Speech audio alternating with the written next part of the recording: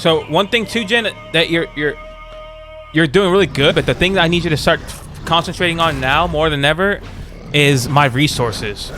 Like if you see I have instinct and bar, or even if I just have instinct and you're jumping, that gives me the opportunity to freeze frame and anti-air you. So like it's not so bad, I guess, when I have bar and I don't have instinct, but if I especially have instinct, that's when you want to be more like wary of my resources and on what if you want to hit a button or not, or just bait something out or block, or just be patient, you know? Like that's what you gotta look out for now is resources, and that's gonna help your gaming a lot. I know that for a fact.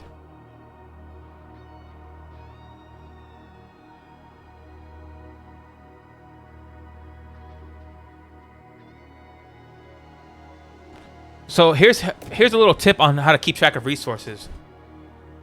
What I do is when I get a combo started and I'm confident in my combo.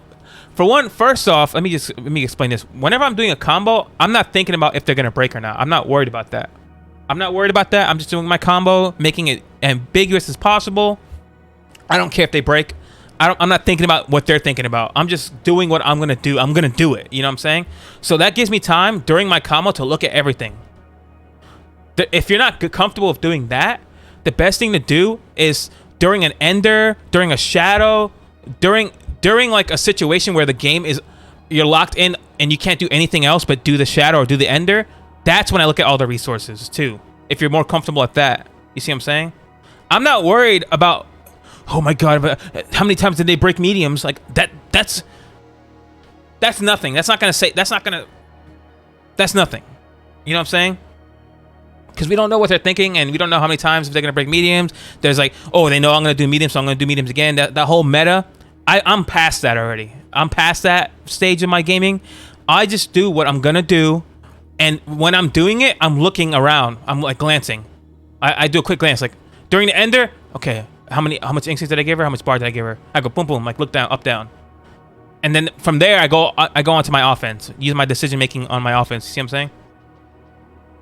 So like you gotta find those moments, like during the ender, during the shadow, during the lockout.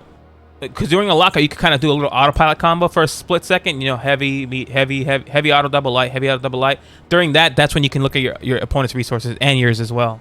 So that's what I would do if I were you during situations like that, and not worry too much about how many times they broke this or that either. Because that's just like you're gonna end up stressing yourself out, and you're gonna end up stacking your mental stack way too high to where you're not gonna anti-air properly or convert. Yeah, overcomplicating, exactly. So yeah, that's what I recommend highly to do.